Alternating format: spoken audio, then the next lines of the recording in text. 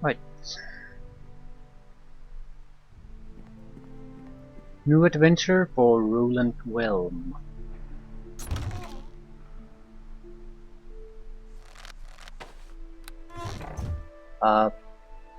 There's no point taking everything with us here. We get some of the items we found in the previous module with us, but uh, there's gonna be very quickly a travel section. The significance of that is that you basically get to wear pretty much what you have in your on you. So every extra piece of item in your inventory is just gonna be wasted. Still, I'm not sure if we have to equip other companions. So I'm taking everything, and we do have a chance to just dump it later on. So there's no harm in taking everything. Sequencer rope. That is good.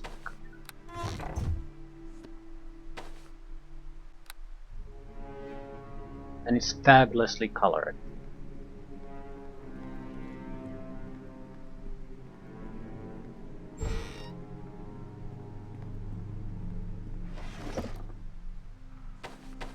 Gloves, belts. They're all. I think they're all items that were in the previous module. So This is too much to carry. all familiar items, but I have to make a choice. Can't have it all, and we don't particularly want to either. But we want certain item slots filled with something. But there's no use having empty item slots. Even if it's a piece of shit item you care nothing about, it's still better to take it with you than leave it behind.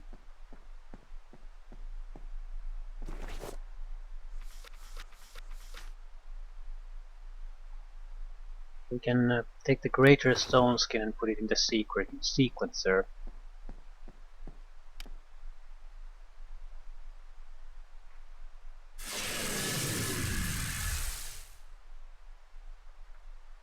It will store buffs only, so I guess item spells that I can target myself with. Harp of Lanel. Right. Unique power, 1 use per day.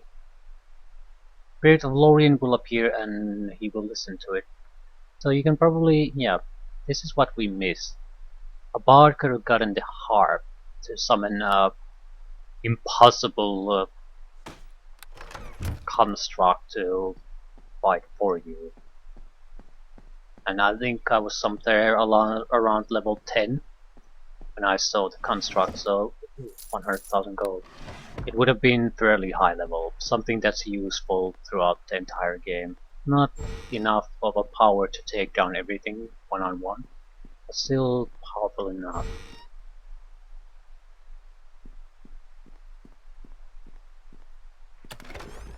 Boots.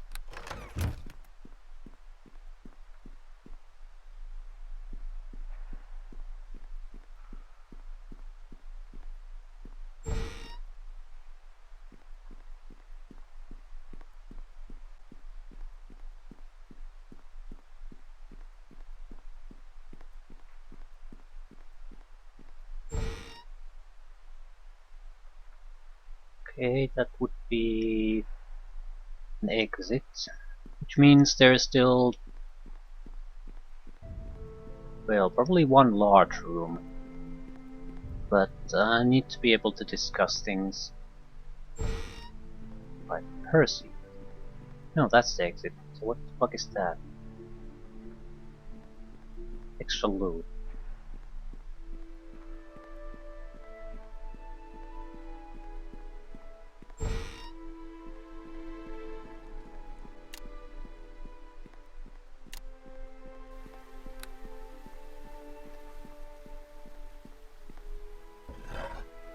Shield of Night.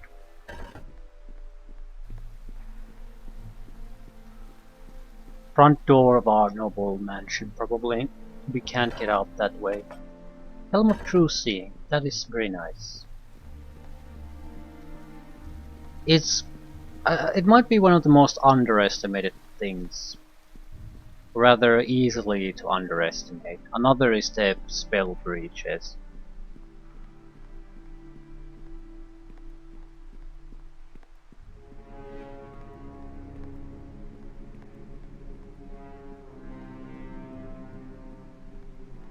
That it? So, Percy, what have you been doing? Greetings to you.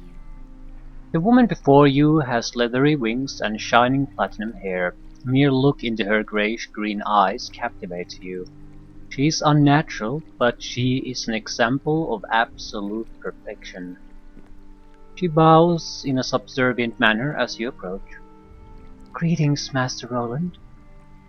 Percy, how are you doing? I'm well because you are well, Master Roland. I heard you talking in your sleep again last night. Did you have another dream? Yes, I feel drawn to Istar.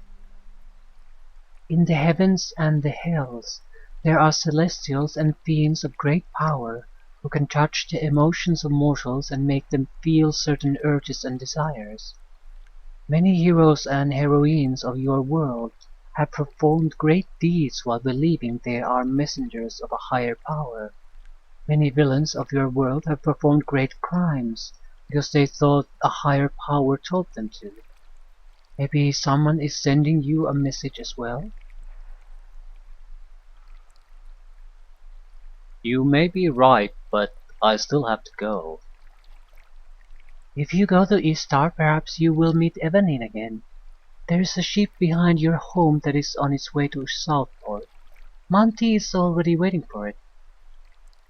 Evanin went to Istar? Yes, Master Roland. Evanin has been planning to go to Istar since you ended the Rising Evil. She left several days ago. Why didn't I do anything to stop her? You did not even notice her leave because Edinburgh citizens kept you so busy. They still celebrate your success, though I know you have been tiring of their festivities. Why is Montador waiting for a ship? He has been away from his home for nearly 1 year and wants to return. Dromathia is in the southern tip of Istar. She pauses. Please do not ask him if he is homesick.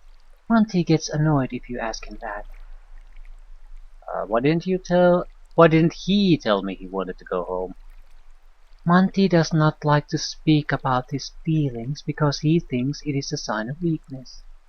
He only talks to me about them because I have no emotions of my own, so I would not think any less of him. I think we sort of are getting an opportunity to redefine Percy and my own relationship if we want to. So it's giving us again chances to choose between a normal relationship and a slave relationship.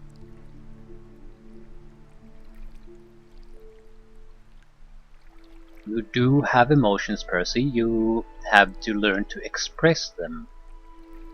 Percy stares at you for a moment, then nods. Yes, Master Roland, I will try to express them.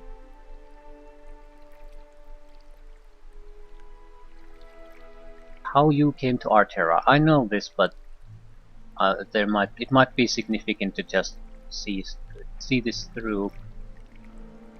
You wish to hear this story again? As you wish, Master Roland. I know what this is. I don't want to read it out again. Just a reminder. Previous owners, Lord Asmat, Archmage Zigmanis, and then Bentley, was it? Yeah, Bentley. Tell me about your bonds. They are part of my existence, and anyone who owns them also owns me. You are my current master. No way to free her. Only way to get rid of it is to give the bonds to someone else. I will do whatever you ask of me. I hope I have not displeased you. No, Percy, I just don't want you to feel obligated to follow me. I understand, Master Roland. Thank you for your kindness.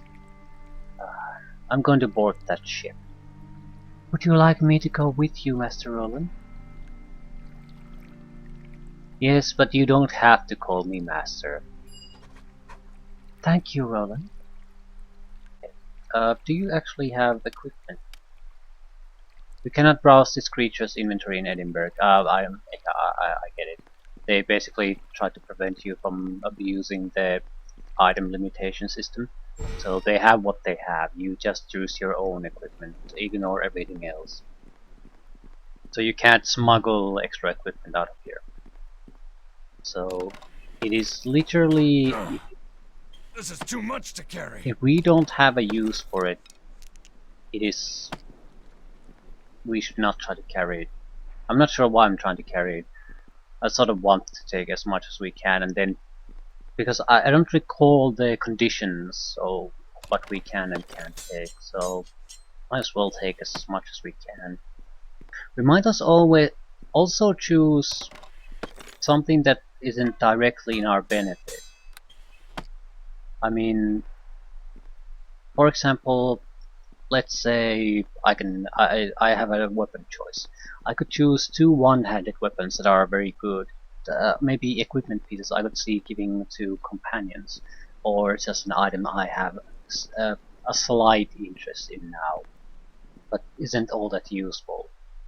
So it might be better to take the more valuable, better items, even though I can't personally take advantage of them right now. Right. I know this is excruciatingly slow, but I still want to know the conditions.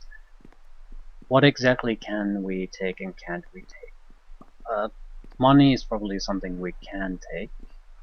I think it's everything that's basically on the upper side of the inventory screen. If it's in your bag, it's a no-go. Right.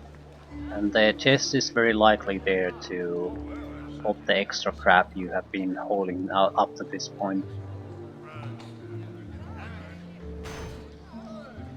What do you want? This man has a chiseled muscular features of a trained warrior. Here, were it not for the fierce skull he seems to permanently wear, he would be quite handsome.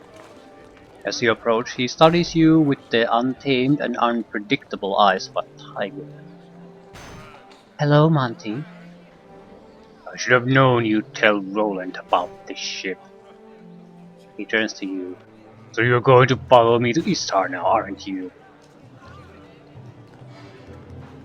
Hello to you too, Montador. His expression softens. Considering the dreams you've been having, I'm not surprised to see you. At any rate, I've put up with you for so long. I suppose a boat ride to Istar with you wouldn't be terrible. Hmm. You will be willing to rejoin me? We're on the same ship. It's not like I have a choice. Well, a priest, a cleric, and a fighter, and a mage. That's all. A mage that has a pixie. So we've got all the major points covered. Empty chest.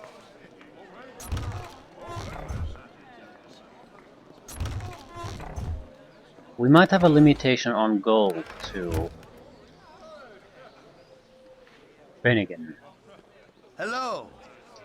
The sailor has the look of a seasoned seafarer, although the years have done a little to temper his vigor. He greets you with a grin. Ahoy, matey! Have ye come to conquer the seas with the laughing siren? I'm looking for passage to Istar.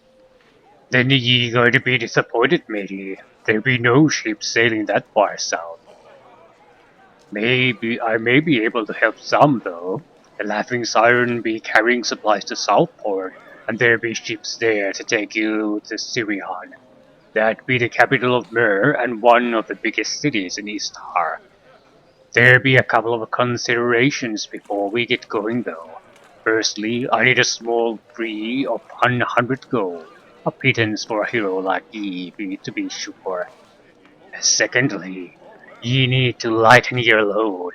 Ye can't carry any more than what ye be wearing or holding in your hand, and ye can't have more than 100,000 gold.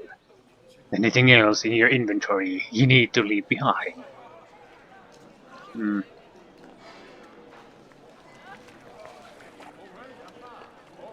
Why the limits? Because it weighs too much, matey. It may not seem like much to ye, being a hero and all, but your equipment will sink the ship the moment we hit some rough sea. Any other passengers? There be caravan routes, but there be many rivers and rough terrain between Edinburgh and Southport. It will take ye a couple of months to make the journey on foot, but it takes only days by ship. So it's the quickest way to travel. I'll be back. You can leave your excess equipment in the chests and barrels, and my crew will deliver it back to your estate. Don't worry, even if they not be the most trustworthy bunch around a loose coin, they wouldn't dare to steal from a hero like ye. Come speak to me again when you're ready to go. Right. What exactly do we want? Horrible maze. I can't even put this in my hand, probably. Right. Might as well take the branch of the abyss. A couple of fire spells, fire resistance. Well, the fire resistance is generally good. I'm not always having an energy buffer, so it does help.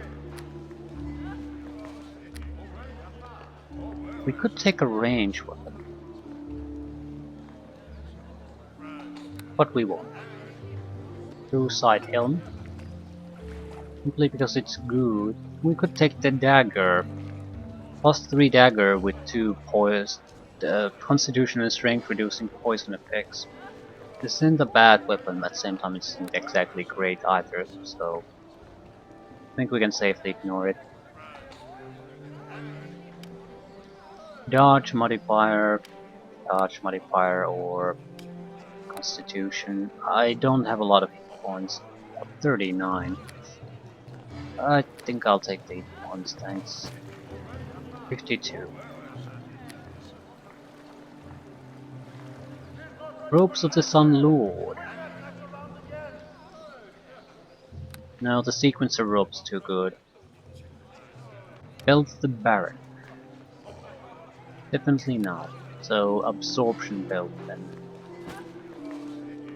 Luminous Ward. Immunity to death magic and ability drain. I'll take this. The others are good too, I suppose, but ability drain and level drain immunity is very good. It basically protects you from a huge amount of status effects. Death magic naturally is very good too. It might not be the best item for me, but it's best for the group. What type of gloves? Wound protection +2. Okay, it's dexterity, monk, or strength. I'll take the strength.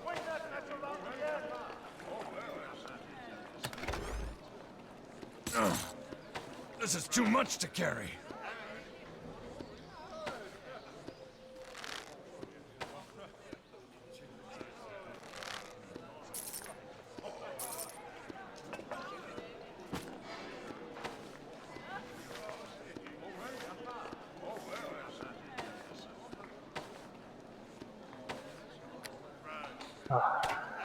Never should have picked this shit up. I think I can hold different type of ammunition types. I don't plan on using them, but it's still something worth a little bit of cash, so not sure why I wouldn't take them.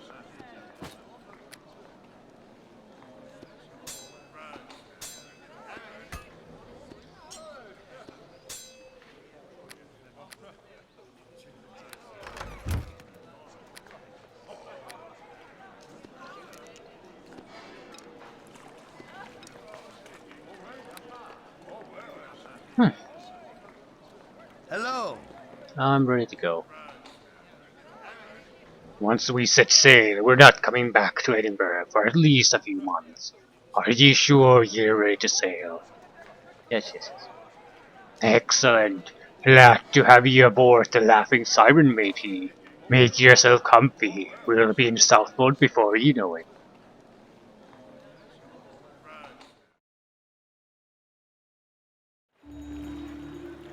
Excellent.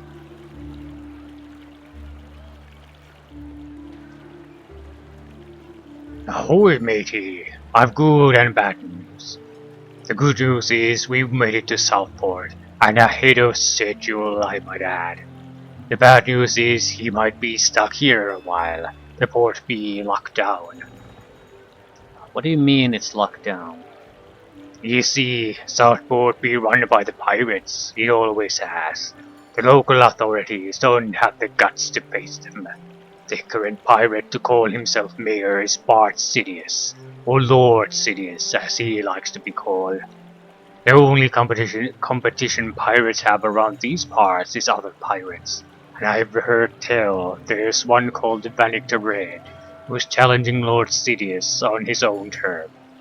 Because of this pirate war, Lord Sidious has ordered the whole Southport dock to be locked down to traffic. The only reason we were allowed to land is because we were carrying supplies. They still need food and such, war or not. So how am I supposed to be going to get to Istar then? That be the problem. Normally you'd hire another ship captain through the harbor master to take you to Istar. But with the port locked down, there'll be no ship captains going nowhere, me included. Not such a big deal for me since this is the last drop, and I'd be wanting to go drinking with me crew anyway. But as for ye, matey, ye gonna have to figure out how to get a ship from Lord Sidious. There'll be no ships leaving to Istar or back to Edinburgh, and the caravan routes are locked up as well. Not that there be many caravans coming through Southport, mind you. Well, thanks for everything, Bennigan. Bennigan flashes a big grin.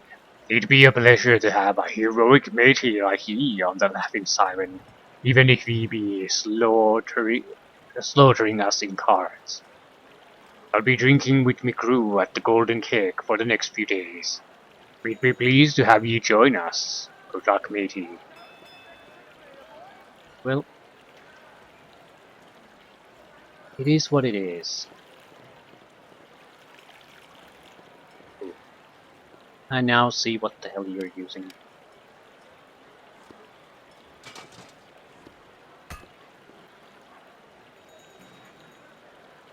Pretty much the standard equipment. Nothing.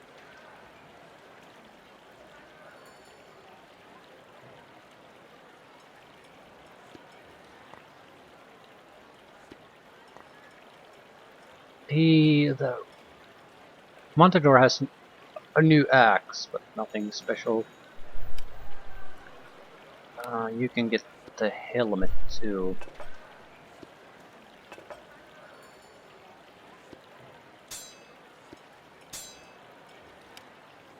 Battle axe, +2, massive criticals on hit wounding, only usable by evil. +3 keen piercing damage. Can you use this?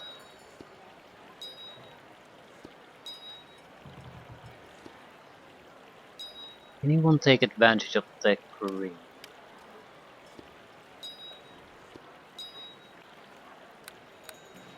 Wait. I don't want to talk to them now. I'd like to get things started. You can talk to them later on. See what's been going on. Have a name. Haha, you're stuck here with us. Hello there. This exceedingly beautiful young woman has an exotic combination of pure elven and Akkadian features. Her dark, glimmering eyes hide endless depth and mystery, but she exudes a comfortable warmth and wholesomeness. I was hoping to see you again, Evanine. Percy's eyes seem to light up. Evanine has a surprised expression. Percy, Roland, what are you doing here? I'm on my way to Istar. You're still having those dreams, then. I suppose it's time for you to start a new adventure. You never seemed like someone who was ready to settle down. Why did you leave so suddenly? She looks away for a moment with a troubled expression. I'm sorry I left without telling you. I just didn't want to complicate things since you've been so busy with Edinburgh citizens and the Elder Council lately, and I'm not fond of goodbyes. As you know, I never felt comfortable in Claymore, so I've always been planning to leave and explore Alaron some more. I was on my way to Istar until I got stuck in Southport. Will you travel with me again? Evelyn gazes at you for a moment, considering your offer. As much as I would like to, I don't want to endanger you, Roland. My uncle's partners will find me eventually. All the more reason for us to stick together. She sighs, resigning to your persistence. To be honest, a part of me was hoping you'd be difficult.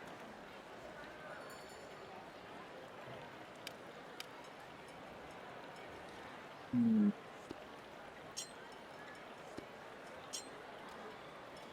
right.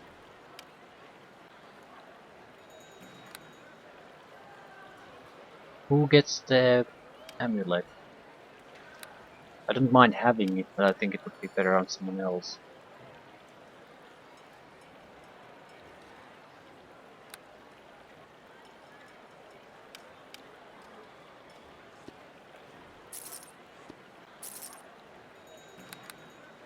Right, so the party's back together.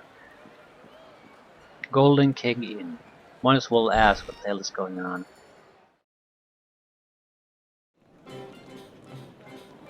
Randall. I have a question, Percy. Yes, Monty. Can you fly with those things? He nods at her wings. No, I cannot fly with them. I suppose I might be able to glide with them, but I do not like high places. Well then, what is their purpose? I've heard that most succubi don't have wings. Why do you have them? I do not know why I have them, although in my experience, I find that many mortal men have a particular attraction to women with wings. Yes, I admit that there's something alluring about the wings. He pauses for a moment before continuing. You don't find that they get in the way? Percy looks at him curiously. Get in the way of what, Monty? He fidgets uncomfortably. You know, get in the way of certain activities. Spellcasting? I move them aside when I am spellcasting. No, not that. I meant other activities. Dressing? Yes, they do get in the way of dressing. That's why I cannot wear heavy armor and prefer light robes and tunics. No, not dressing. He sighs in resignation. How did a creature so innocent ever become a succubus? Do you think I am weak, Monty? Frankly, yes, but I don't hold that against you, Percy. I'll defend you. Thank you, Monty. He grunts in response and turns away. Ah, Randall. Wait, what can I get you? This large gruff innkeeper has the hardy look of a man who has spent many years dealing with the loutish sailors of Southport. He studies you through bushy eyebrows as you approach. Not many new faces these days. What can I get you, boy? Who are you? My name's Randall, and the golden egg is my pride and joy. Okay, I'm not really interested in you, actually. Uh, Tell me about Southport. The biggest port in the north side of the Sea of Stars. Most of the trade between Britannica and Istar comes through here. Sometimes we get ships from as far away as Akaida. It's the fastest way for them Easterners to haul their silks and such to Claymore. As long as the Southport's been around, there's been pirates too. To the southwest of the city is a chain of islands called the Pirate Isles that most of the pirate groups call home. Them pirates are always at odds with each other, but there's too many of them for the authorities to fight. The lure of the rich merchants sailing through the Sea of Stars is too strong. Pirates from all over the all over come here to get fat. The strongest pirate usually takes Southport as a base. Wouldn't the pirate activity discourage trade? Nope. Over the years, the pirates have practically turned their activities into government. The ruling pirate, Part Sidious right now, will usually charge merchants protection fees so they can do their trade safely. There aren't enough pirates to threaten every ship that passes through in any case, and then there are some merchant fleets that are just too strong to mess with. If you see a fleet of Akkadian warships, you know what I mean. These big ships with the bow shaped like a dragon head, and this big canopy like a turtle shell over the top. Nobody messes with them fleets. What do the citizens think of this? What? You think they got a choice? They practically bleed protection money, but that ain't the worst of it now that the docks are closed. There aren't enough shipments of food and supplies coming in, so everything is running low in the city. Merchants are raising all their prices with supply and demand, so the poorer people are practically starving. Then you got the fact that most of the city depends on shipping for work. With the docks locked down, there's no sailing, and with no sailing, there's no work. But people can complain because there's pirates working for Sidious everywhere, so people are afraid they'll be heard out.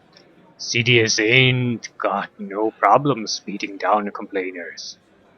Most of the folk that dare to live here are the rough types anyway, so it's not like you gotta feel sorry for them. Why are you so open about this then? I tell it like it is, because I ain't afraid of Sidious and his goons. In fact, I ain't afraid of nobody.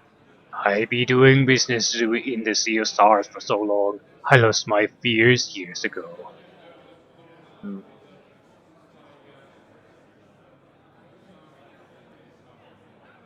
Okay, let me see what you have.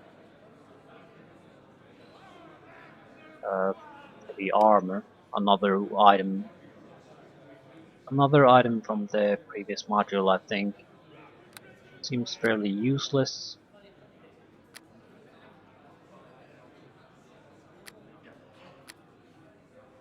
Adventurer's case. While 60% weight reduction is nice, I still like to take bags of holding if at all possible. Hello, Tommy. Hello. You smell funny. Oh wait, it's me, Lester. Huh? Holding half a mug of ale and wearing the other half. This man looks like he's been drinking for days. He offers you a big grin as you approach. Captain Lester, King of the Seven Seas, at your service. Or is it six? It's more than you've sailed, that's for sure. Nonsense, I've sailed them all. Thrice I circled the Sea of Stars. Twice I sailed the length of the Crescent Sea and back. Why, I even saw the stars at the edge of the Endless Ones. You fell into a wash basin in a drunken stupor and banged up your head. Those were the only stars you saw. You got no respect for your elder, but that's all right because I still loves you, Tommy. You hear that? I loves you. Keep your hands where I can see 'em, you dirty old bastard. The captain turns to you, still grinning. Ah, the fire of youth. I remember when I was his age. It was like yesterday. What day is it today? What's the name of your ship? My Ooh, my name is Captain Lester. okay, yeah, I didn't ask that. Lester the Molester. Are you stuck in Southport too? Of course not. I choose to be in Southport. The finest ale this side of the Sea of Stars it is. Not so many women. The pirates don't like to share, but the ale is fine. Ah, right, goodbye. Come back soon and have a drink with me, my good friend. Why are you named? Bennigan. Hello. He's singing. Right. So it's basically exactly an inn. Currently we have no business here. I was expecting someone to be able to tell more about what's going on in the town. Apparently no.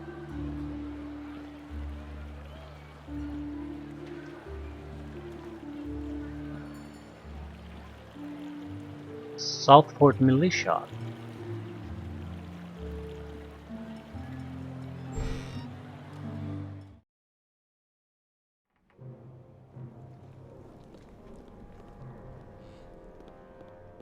Captain Joram. Greetings. Although this man appears to be a competent warrior, the militia captain keeps a low profile behind the walls of the barracks. He doesn't appear to carry much confidence. Good day, sir. You must have arrived on one of the supply ships from Edinburgh. You other ships are allowed to dock here now. May I have your name? Well, my name is Roland. Pleased to meet you. His eyes widen in surprise. Roland, the savior of Edinburgh? I can hardly believe it. Hey, tell me about yourself. Captain Joram, at your service. I lead the men and women of the Southport Militia. There's no sense of pride in his introduction. Why are the docks closed down? He sighs. Lord Sidious has ordered a temporary closure of the docks to block Vanek the Red from escape. Until the rebels are disposed of, there won't be much traffic coming through, I'm afraid. Tell me about Lord Sidious. He's the leader of the most powerful shipping fleet in the Sea of Stars. And as such, he is the acting mayor of Southport. You can find him in the lower floors of the brothel up the street, but you shouldn't disturb him unless you have pressing business. I mean, he's a pirate captain. Drum nods. Lord Sidious is the third descendant of the first Bart Sidious, perhaps the most powerful pirate captain in the history of the Sea of Stars. He's inherited most of his ancestors' more commanding traits. What about Vanek the Red? He is one of the youngest pirate captains in the Sea of Stars, but what he lacks in experience and allegiances, he makes up for in cunning and wit. Few pirate captains would dare to challenge Lord Sidious, but Vanek has set up shop right here in Southport. He's kept his base of operations hidden from Lord Sidious, striking when he's least expected. He doesn't have the manpower to fight Lord Sidious head on, so he's trying to win a war of attrition. Right. Don't you have the authority to reopen the docks? I do not. As the acting mayor of Southport, Lord Sidious has the final authority on all matters, including the dock traffic. At this time, he demands that the port stay closed to all traffic except supplies. I suppose you could ask Lord Sidious to make an exception for you given your famous reputation in Claymore. Wouldn't get your hopes up though. He isn't easily impressed by people.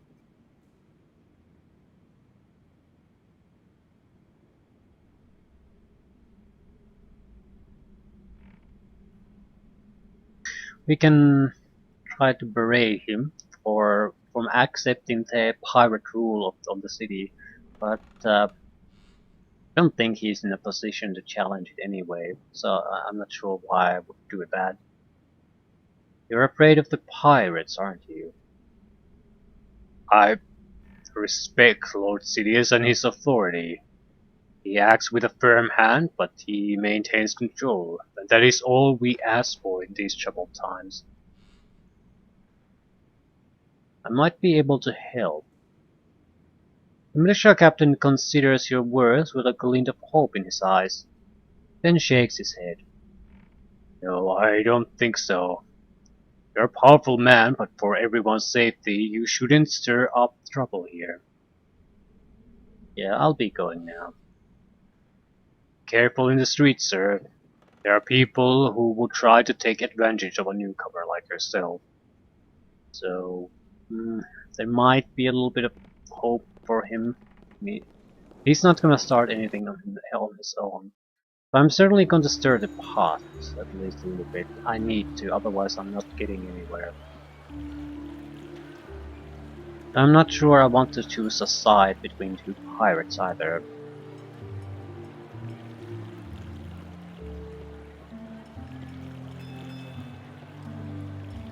Harbor Master. You'd think a Harbor Master would know how things are run here. Neferisha. Well, well, well.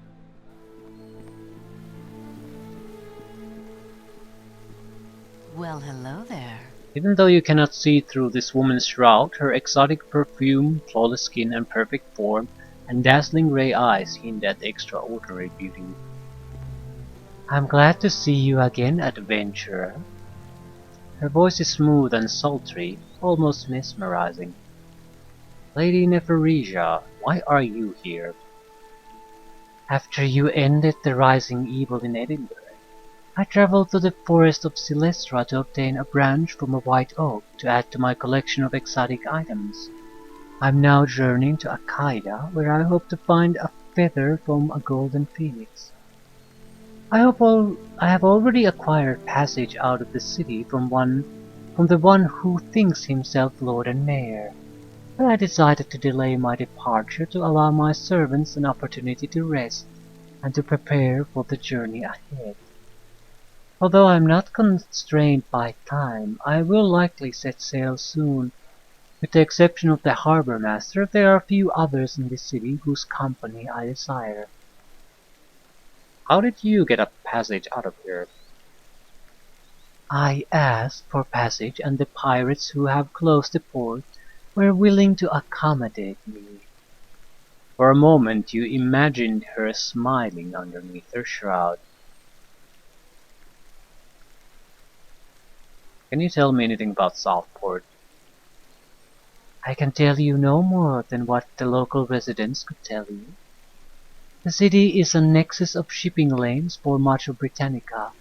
The only other viable trade routes would pass through Walkern, but dwarven terrain is rugged and difficult to traverse, and the inhabitants are distrustful of outsiders. This area offers high merchant traffic and ease of escape by sea, which encourages pirate activity. In addition, many members of the local militia have allegiance to the very people they were meant to resist. The authoritative presence here is corrupt and transient. You have arrived while another pirate faction is attempting to seize control of the city. Such chaos has been difficult on the residents, although they are mostly corrupt themselves. Tell me your views on the factions. The factions take on the persona of its leaders. He who calls himself Lord and Mayor Lord and Mayor now is unstable and violent, and has delusions of grandeur. He who is challenging for authority is cruel and devious, and has endless deceit. I would recommend that you beware of both in your dealings with them. Why do you like the harbour master's company? He is kindly and honest, and he has the patience to share tales with me. There is much to be said for experience. Okay, I wouldn't mind hearing a tale. She studies you for a moment, and you sense her approval of your request. There are many tales to share, but only time for one. I would like to share the tale of Audomir, but it will take some time to tell. Go ahead. Audomir was a human male who lived over 200 years ago in the land of Istar. Born into a tribe of barbarians that roamed the region at the time, he was trained to be a warrior from childhood and thus became strong and vicious as a young adult. But in addition to his warrior training, he was also given a gift. Audomir was the favorite of Hecatius, the god of death. People on this world call such favorite of the gods the Chosen. Okay, tell me more about the Chosen. It is believed that every deity selects at least one mortal to be a favorite pupil at birth. The stronger the presence of the deity on this world, the more likely there will be a chosen. For example, Gaia is worshipped across the whole Arterra and as such is among the strongest of the deities. Her chosen are more commonly known as Archdruids, of which there are 3 on the continent of Alaron alone. You have already met Odin. Other deities are less popular for different reasons, and as such are less likely to have a favorite mortal at a given point in time. Acacius has but one chosen every few generations, and they have ever been evil. Adomir was one of these. Adomir rose to prominence quickly. Before he had reached adult age by his own tribe's estimation, he was already a giant of a man and seized leadership of his people with ease. He forced his people to abandon their pagan gods for the teachings of Acacius, and would soon lead his people to war against neighboring tribes. As he conquered, his army grew, and this allowed him to attack greater foes. Nations would fall to his onslaught, and the people forcibly converted to a new faith. Within a few years he had conquered the eastern half of Istar, but people did not fear the army that swelled beneath him. They feared Odomir. It was said that the chosen of Acacius could not be killed, for how could one kill the favorite of the god of death? Odomir charged ahead of his men at the forefront of every major battle, and could fell a soldier with one swing of his axe. Neither an arrow nor spear nor sword could draw blood from his flesh. No wizard could survive his approach long enough to unleash their magic. They said he could not be stopped. But he obviously was. As are all things, his end was an eventuality. When it became clear to him that the rest of Istar posed no threat to him, he set his sight across the Crescent Sea to a tribe of heretics known as Totex. It is unclear as to how he heard of this tribe in the first place. The Totex were a powerful people who were sweeping across southern Achaia with a military might of their own, but Istar is a world apart. The tribe did not believe in gods, and it is said that this is what drove Adomir to set his sights on them. Too impatient to wait for a fleet of ships to be built, he marched his army across the deserts of northern Alsace and the steppes of Kazarun. The journey spanned a year, and only because he forced his men to continue their march. By the time he reached southern Achaia, most of his army had perished from exhaustion. Okay, what happened next? Adomir knew no fear and assaulted the enemy tribe in the open plains. The horse archers of Totex were legendary and annihilated what was left of Adomir's army, all of them foot soldiers. But they could not take down Adomir, the chosen of Acacius, fought on for days, using his size and reach to bring down the horse archers one by one. Yet the Totex never lost morale. They refused to believe that Adomir was favored by a god. Their disbelief was as strong as Adomir's belief in the opposite. As the stories go, the horse archers eventually drew blood from their enemy, albeit slowly. Adomir did not believe he could die, and he continued to fight until the last of the enemy tribe, a tribe that once numbered in the thousands, was slain. He returned to Istar and died of his wounds. That's just a fairy tale, isn't it?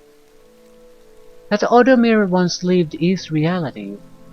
That there are chosen walking world today is reality. Whether Odomir's exploits happened as the tale is told and whether the chosen are imbued with such powers, these you may debate. Some fairy tales are far older than the oldest men on this world, who is to say that they were not based upon fact. Okay, who are the other chosen? Some you already know, some you will one day know, and the rest you will never know. You will know such names when the time's right. What's the purpose of the chosen?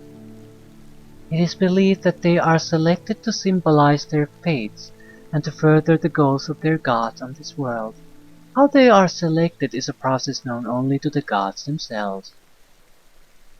Okay. Tell me more about them. We asked this already. Right. Okay, I don't get it. The story. Was he immortal or not? The legends remain unclear as to whether he was truly immortal or not. Perhaps it was enough that he believed he was. What do you mean? Faith is a powerful thing. Ordinary people have been known to perform extraordinary deeds due to concepts such as loyalty and love, and such concepts are founded on the belief that they exist. Perhaps Adamir was immortal because he thought he was.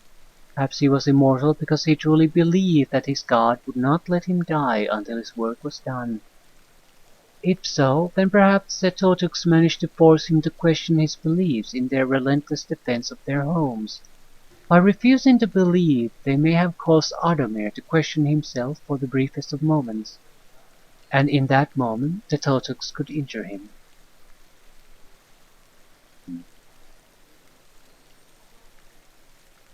Okay. May I ask something else?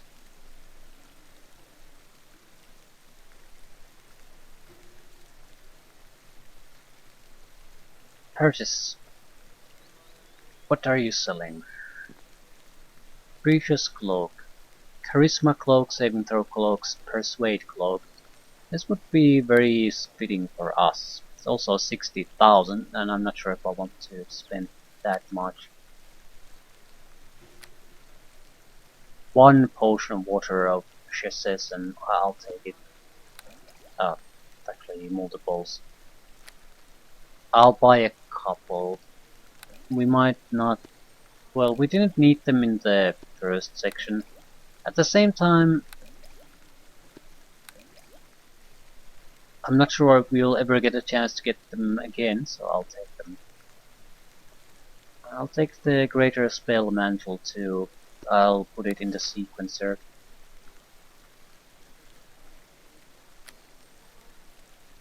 Ring of Elemental Resistance might be nice.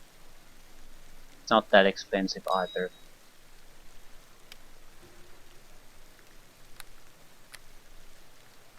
Pack of Holding.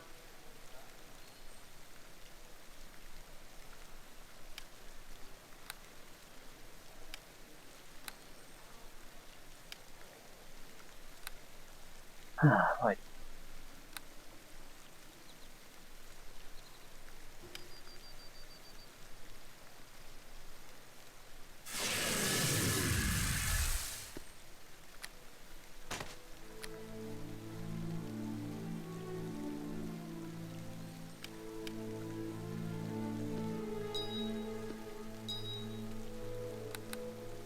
Right. Mr. Harbormaster. Greetings. Unlike most of Southport's residents, this aging man has a look of patience and benevolence in his expression. He wrinkles his brow and peers at you with failing eyes as you approach. Have you come to book passage? Uh, why is Neferija staying in this place? I'm not sure, to be honest with you. There are spare rooms at the Golden Cake and the last Has coin, lots of it.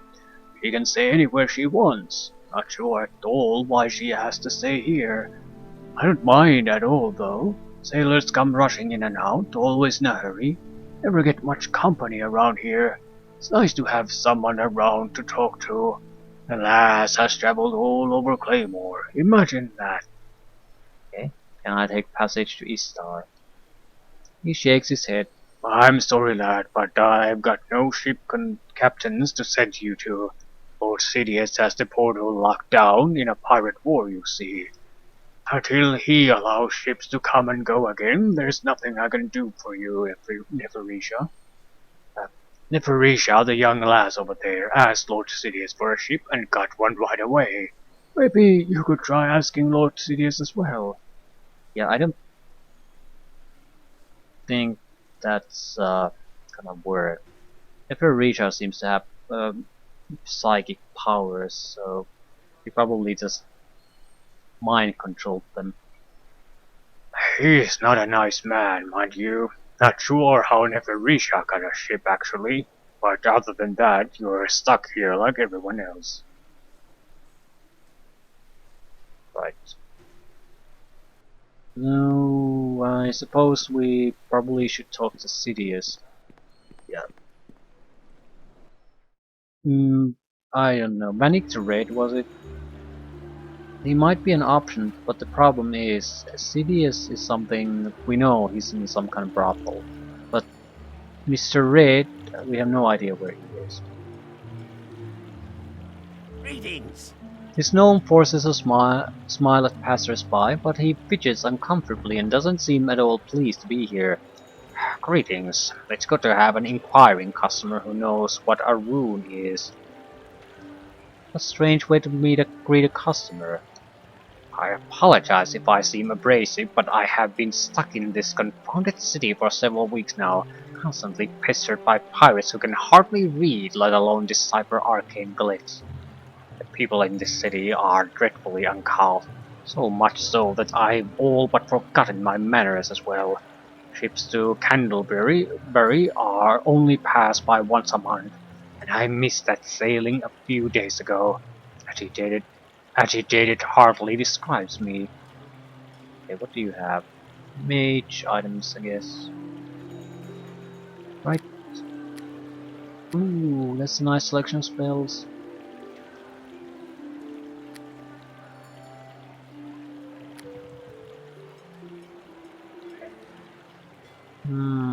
I'll buy a couple of potions of clarity. You usually don't need these, but at the same time, you really want to have them when the need arises. I'll take a couple of invisibility potions too. Probably not gonna need them. Never used bark skin either. It's not that useful. Right, I think we're okay.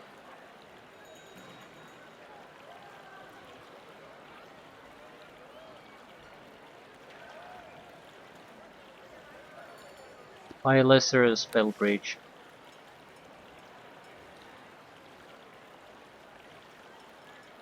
There aren't that many great spells for me to have.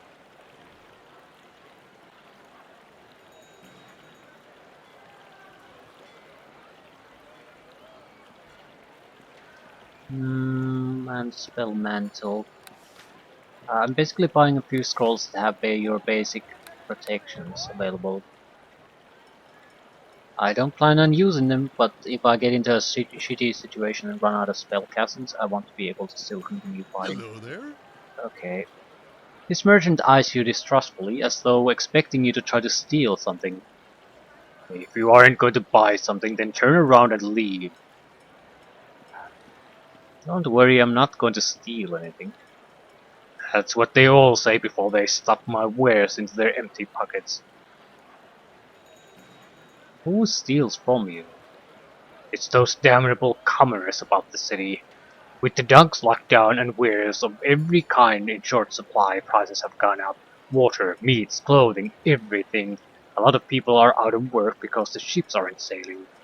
I've got people stealing from me every day. Just this morning I caught some brat kid trying to steal a loaf of bread. How does a merchant make an honest living under these conditions?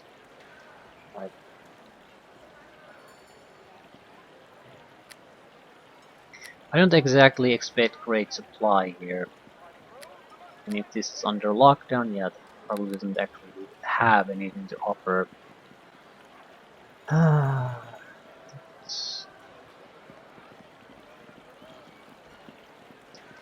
I'm filling out the map.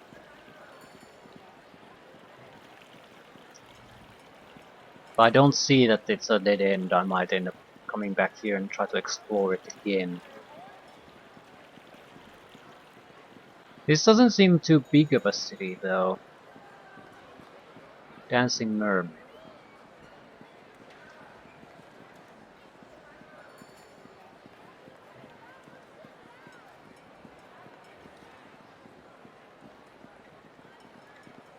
Right, there are not even blue and red pirates fighting each other. We're not gonna get involved. I will see you dead!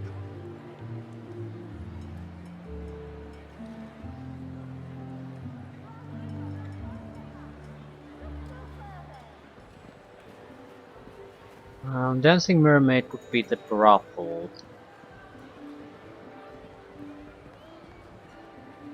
Definitely want to go, but I'd like to see the alternative shops and the like.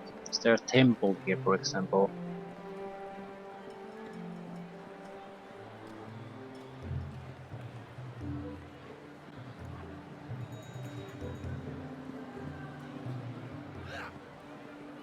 Pirates fighting pirates. Hammer and anvil.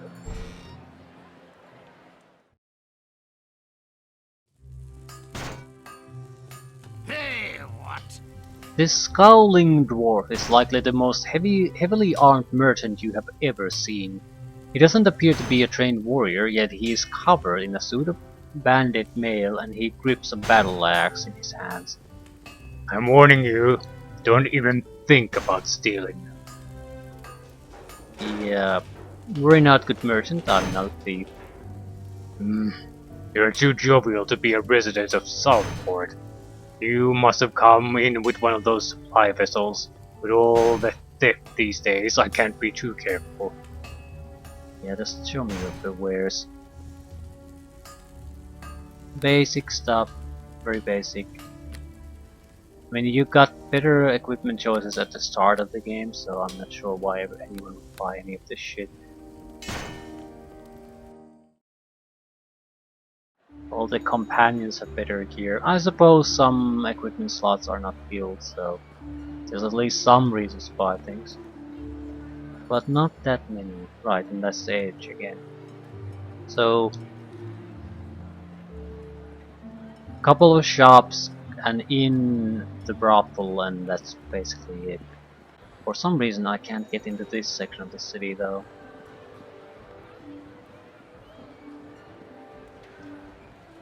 Maybe it's just not used. Either way, the brothel.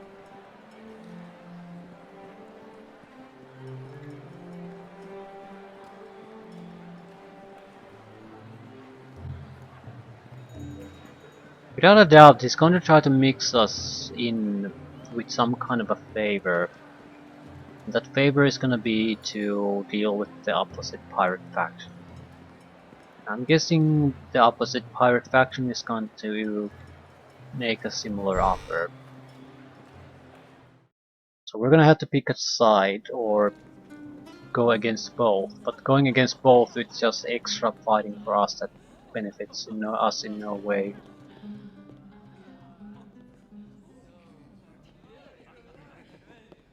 How good are you? Effortless. Wizards are capable, but normal pirates are not. Bonjour. Well manicured and extravagantly dressed, there is no doubt that the woman before you is the brothel matron. There is more grey in her hair than expected for her age, and stress lines crease her forehead. She smiles at your approach, but it is weak at best.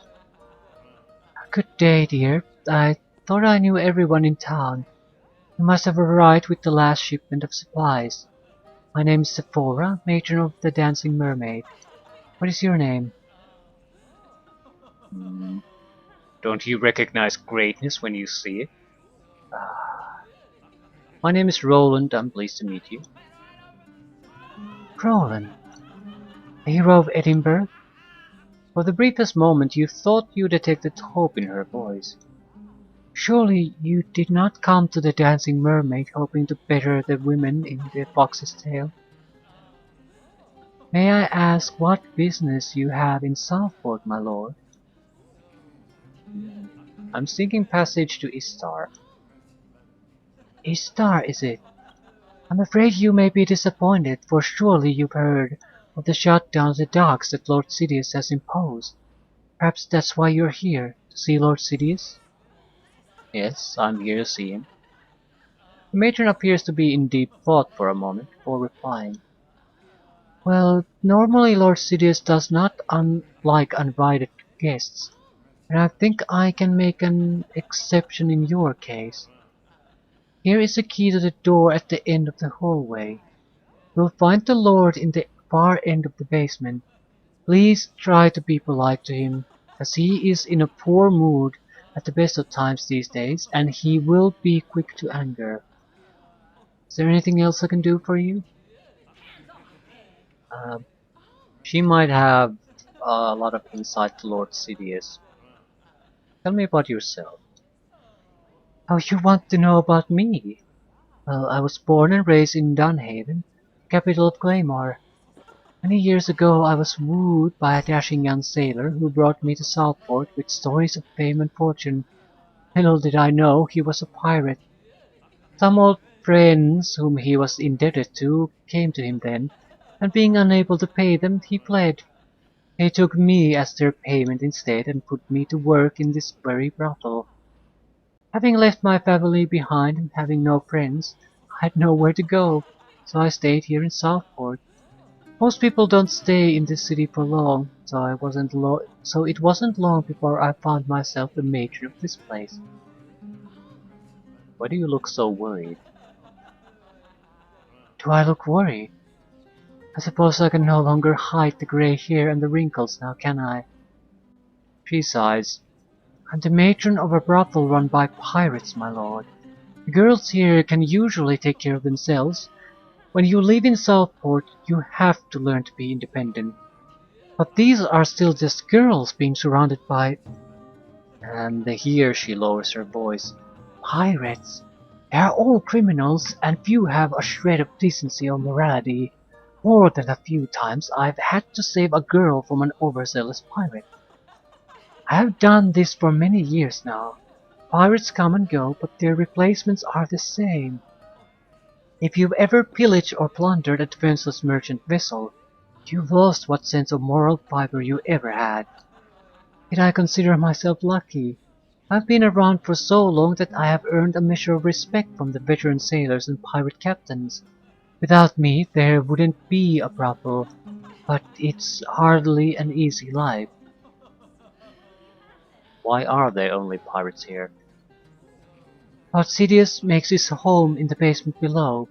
Almost every pirate captain who has ever called himself mayor has done so. There are few other places in Southport that can house a crew of pirates. In addition, there is a large supply of ale and spirits here, and of course there are the women. But the average Southport sailor living here is living in the lap of luxury. Why don't you just leave? And go where, my lord? My family has long since forgotten me.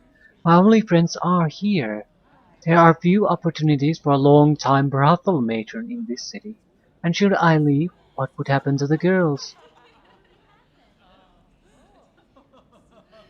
Tell me about Southport. The city run by pirates, my lord. Always was. Always has.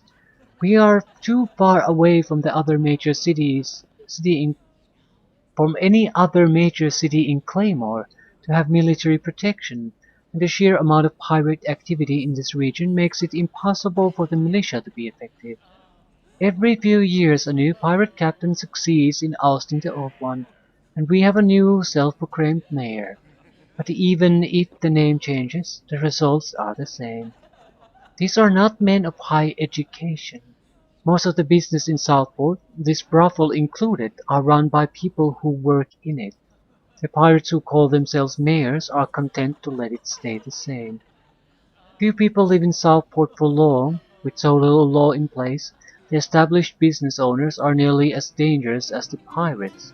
Most business owners don't have any qualms against eliminating the competition. Literally. Not that I'd do the same, mind you. There are few enough courtesans to barely keep the Dancing Mermaid open, let alone another brothel. Okay, what about Lord Sidious? He is the mayor of Southport, and so he determines what is law. I don't think I should say any more. Don't worry, no one will hear about this conversation. I suppose I can trust you. Not that I can fear Lord Sidious anymore anyways. She looks around for a moment, confident that nobody is listening. She continues, Lord Sidious is, in a word, crazy. He rules his men by virtue of the fact that he is violent and unpredictable. He'll kill on a whim. When he was still pillaging ships in the open seas, he had developed a reputation for slaughtering everyone on a merchant vessel, even if they pose no harm to him. He is not the first pirate to do this, mind you. The Sea of Stars has had far more dangerous men captain ships in the past, but Lord Sidious is strong by any estimation, and he is the fourth of the barbed Sidious line. His family has allies. He took over Southport a year ago by slaughtering the pirates that were here before him. Since then, he has sat back and has been content to let the city run itself, while he imagines himself as a great lord. He drinks the most expensive wines and has women sent to him regularly. To be honest, he was harmless when he was living in the lap of luxury, but all that changed when Vanek the Red appeared. what has changed about him? When Lord Sidious was basking in luxury, he was not thinking about looting or violence, but Vanek's challenge for leadership of Southport has brought back all his violent thoughts. Lord Sidious is always angry now, and every day that Vanek hides in this city makes Lord Sidious angrier still. Perhaps that is Vanek's plan, to simply drive his opponent crazy. I have I have been Sephora takes a deep breath, but she sounds very uncomfortable as she speaks. I have been forced to send girls to Lord Sidious in his emotional state. It is horrible. He hurts them. He hurts them, my lord. He makes me choose a girl, and there is nothing I can do to refuse him. If I don't choose, he threatens to have them all sent to his dungeon. The brothel matron trembles in a mixture of anger, frustration, and helplessness. You are a hero, my lord. If there is anyone who can challenge him or put a stop to him. He calms down a bit. But no, it's too much to ask, isn't it? You cannot challenge an entire pirate faction. I cannot speak of this anymore, my lord. Okay, what about Vanek the Red? I know little of him except that he is one of the younger pirate captains in the Sea of Stars. They say he is a half-elf, in which case he is likely much older and wiser than he appears to be. Cunning is his answer to Lord Sidious's strength. Vanek sailed into Southport about 5 weeks ago and challenged Lord Sidious for rulership of the city. At the time, Lord Sidious laughed and sent his pirates to attack. Vanek and his men jumped back into their ships and fled. But days later, Vanek's pirates began assaulting Lord Sidious's men in the streets. Vanek himself had been sighted in some of the battles. We knew then that Vanek had infiltrated the city and is hiding somewhere. Every day since, Lord Sidious has grown angrier while Vanek's pirates eliminate their enemies one at a time. In frustration, Lord Sidious ordered the docks to be shut down so Vanek can't escape or get reinforcement. Attacks haven't stopped though, so it is obvious that Vanek and his forces have made a base of operation in Southport somewhere. As long as the docks are shut down, the food supply in the city dwindles. Southport has no farms of its own, so merchants have raised prices on essential goods now, and I fear people will begin to starve soon. But with the way Lord Sidious has changed, I don't think he will reopen the docks anytime soon. I'll be going. If you need anything, please don't hesitate to ask. Okay, the situation is bad and it's growing increasingly worse. At the same time, I'm not sure if we could enact any kind of long-term change in here. But if we could take down both factions, we might be able to give them a little reprieve.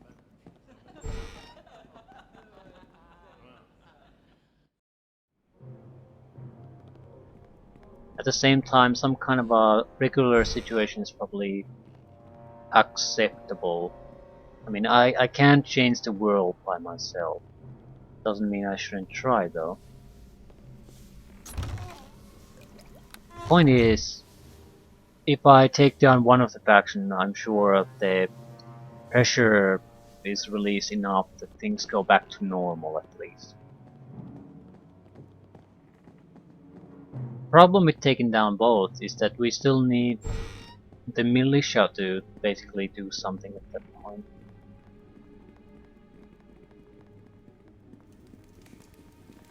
Otherwise it's basically a power vacuum and we achieve nothing. I'm not sure if that's a terrible situation. We probably need to meet up with Bandit. I mean, I have no idea what type of person he is. Young and cruel and vicious.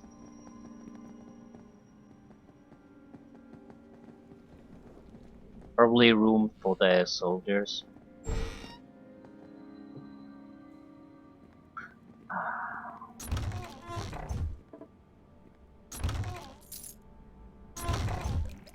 I think I'll talk to Lord Sidious. There's stairs down. Maybe I'll take a peek first. Since they seem to be friendly with us at the moment. Gatekeeper. Inessa. Near-death pirate.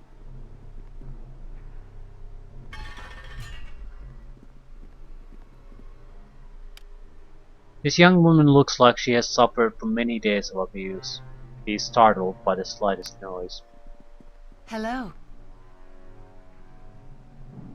Startled by the sound of your footsteps, she recoils at your approach. Relax, I'm not going to hurt you. Realizing that you aren't one of the pirates, she relaxes slightly. Tell me your name. My name is Inessa, my lord. Why are you in this dungeon? I used to work in the brothel upstairs. A few weeks ago, another pirate began challenging Lord Sidious for rule of the city. He was getting agitated, so he made Sephora send girls to him. I was the third. Where are the other two? They were beaten like me. When they couldn't serve him anymore, he had them thrown outside. He wipes away some fresh tears. Montador growls in anger and strokes the hilt of his axe. Only a coward would mistreat a weak female. I say we splatter pirate blood all over these walls, woman. Please don't do anything rash, my lord. I don't want you to get hurt because of me. Well, good luck serving Lord Sidious.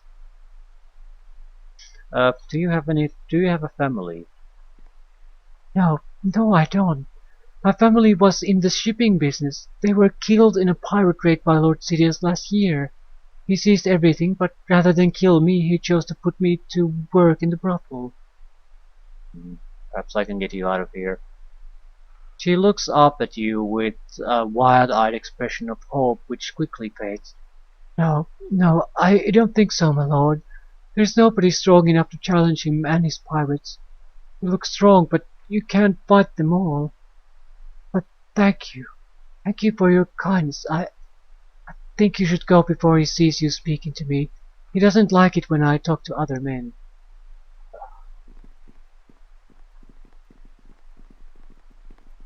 I don't think my character can just ignore this and basically side with one of the factions and walk away.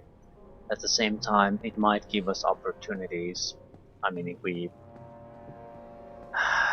feign cooperation.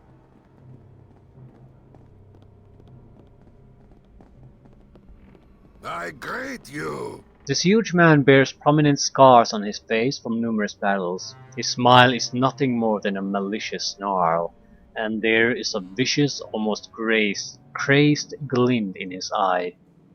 Well, look what the tide washed in. He licks his lips as he stares at Evanine. Have you reconsidered my offer, sweetie? Big White Sidious never fails to satisfy. He makes an obscene gesture at her. Evelyn looks away from him, obviously disgusted with his behavior. My answer is still no. He shakes his head in disappointment. What a waste of a perfectly good woman. Now, what is this rabble you're traveling with? Greetings, Lord Sidious. He smiles evilly. You know your place. That's a good thing. You have good taste in women too. I don't think I've ever had a succubus before. No wonder Sephora let you in. What is your name, stranger? I'm Roland, honored to meet you. Roland. Where have I heard that name before? You killed some vampires or some such nonsense, didn't you? Yes, that was me. Why aren't you prancing around your fans? What are you doing in Southport, boy? I seek passage to Istar. Istar, eh? He scratches his head thoughtfully. I can arrange for a ship to take you there. But first you have to do something for me. The whole reason I've ordered the port to shut down is because of one man, Vanek the Red, Vanek the Despised, Vanek the Fool. He dares to challenge my authority. He dares to challenge me, Lord Sidious, Mayor of Southport, on my own territory. He spits a large gob of mucus off to the side and cracks his knuckles in anger. I would crush the insolent whelp like the insect that he is, but he runs and hides. A mosquito that buzzes around my head that I cannot see well enough to swat. But you may succeed where my boys have failed. He rubs his hands together slowly, a devious smile creeping into his features. You are an outsider, and Vanek is desperate, you see. He will try to obtain the services of a competent adventurer. Your services. Only a wretched, feeble little man like Vanek, a frightened little man with no honor, an honorless, wretched, frightened little man would resort to hiring outsiders to do his dirty work, and when he does, I want you to assassinate him. Bring me his head, and I'll order the finest ship in Southport to take you to Istar, or Akaida, or anywhere you want to go. Tell Percy to seduce him. No. That is something you would do if potentially if you consider Percy to be a object. That would basically destroy everything we've achieved with her so far. She would do it. She will do anything you, as her master, tell her to do. But it is. I think this is one of those things that the path I've chosen with Percy. It's basically this that would basically end that path. And there's no way to recover from it if we use Percy like this. But I think it would actually allow you to basically leave immediately out of this. You wouldn't have to deal with this in any way. You can just move on.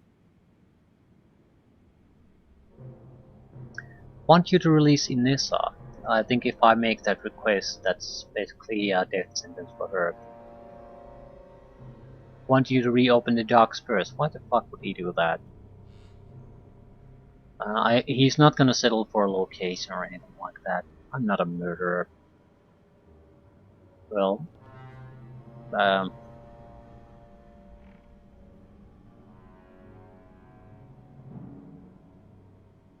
I wonder what happens if I say that. I'm not a murderer. I don't care. I want Vanek dead. You don't have any choice in the matter. If you want passage out of Southport, you will fight my enemy and kill him. Okay.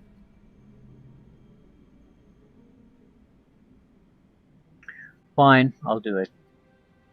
At least I'll promise to do it. Good. That's what I want to hear. I don't care how you do it as long as he's dead. If you make it slow, bloody, and painful, all the better.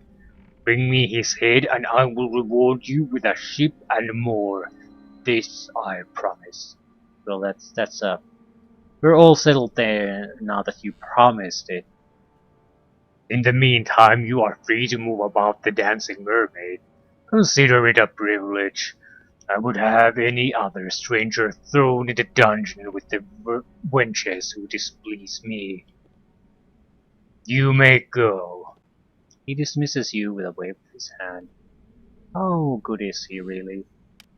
Challenging? Ah, uh, he's not that tough. But he's not alone. Mages or wizards would be the problematic thing. We would have to... The problem is, again, the sort of, well, frankly bad control system of companions. If I could tell them to attack a specific... Just attack a specific target, then you could have much tougher and more tactical combats. Now we don't really have... Now the possibility doesn't really exist. So I have to be the one. Hear me out. What do you want? You hear Montador muttering something to himself about getting chatty like a girl. What did you want to talk to me about? If I'm going to be traveling with you, I think I better explain to you my behavior around weak females. Yeah, I've noticed you're very protective of women. I have my own reasons for getting ticked off when I see weak females being taken advantage of. Just keep that in mind if we ever run into a situation like that again. So you're not going to explain it to me? No.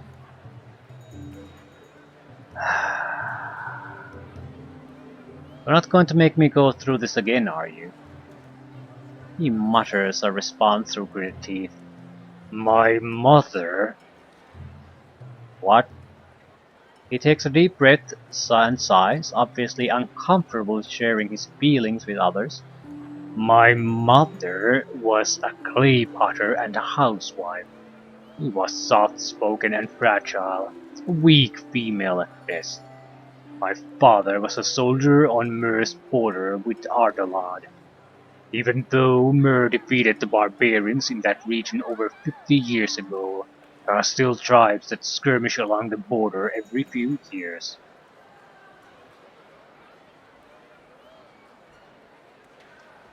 Your father was a soldier. You must have been proud of him. My mother and father did not desire me to be a soldier when I was a child, so I had no reason to admire him, quite the contrary in fact.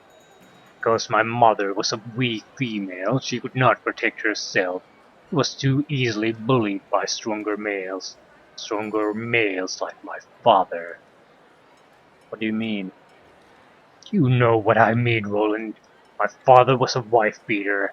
He was home no more than one day out of 7, but when he came home he was usually drunk and angry.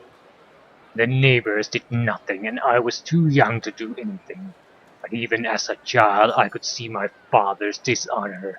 I could see how spineless it was to bully a defenseless female.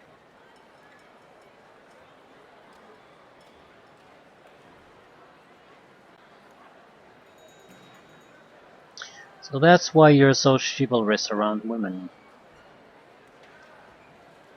I'm no knight in shining armor.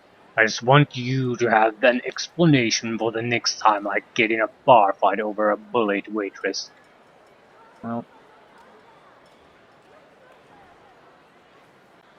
I think I'll leave things here for now. We have a clear goal, we more or less know the setup.